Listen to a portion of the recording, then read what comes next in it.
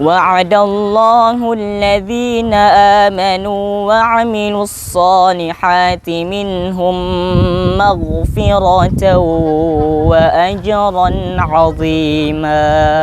Assalamualaikum warahmatullahi wabarakatuh. Ako nga pala si Brother Red. Nandito tayo ngayon sa Jumeirah Islamic School. At ngayon, interviewin natin yung isang brother kung ano yung experience niya, ilang taon siya at saan siya nakatira. Bro, anong pangalan mo? Ako po si Jocarno Igyaban. Ilang taon ka na?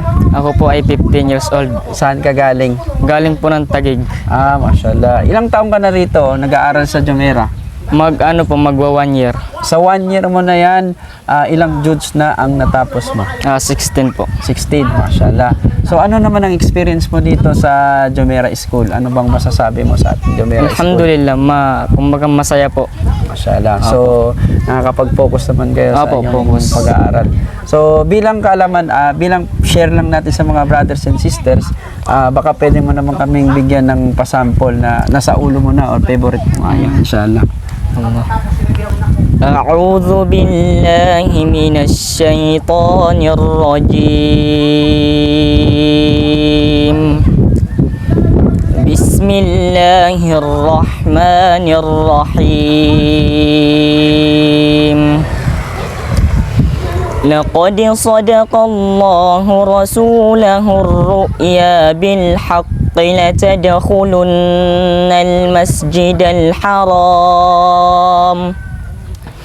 لتدخلن المسجد الحرام إن شاء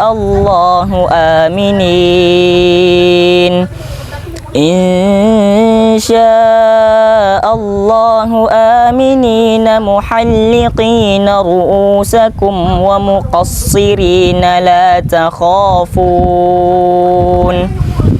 فعلم ما لم تعلموا فجعل من دون ذلك فتحا قريبا هو الذي أرسل رسوله بالهدى ودين الحق ليظهره على الدين كله وكفى بالله شهيدا.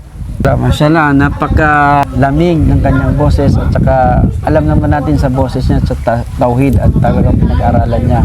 So sa mga brothers and sisters dyan, alam niyo naman pag pumanaw tayo, mayroon 3 bagay ang may iwan sa atin. Kung gusto niyo ng continuous reward, isa doon yung mga anak natin na patuloy na nagtutua. Sa mga brothers and sisters, kung gusto niyo na makapag-aral ang inyong anak sa Islamic School, at the same time dito sa Jumeirah Islamic School meron din tayong ALS. Kung mag-worry kayo sa kanilang Western education, combine na po yun.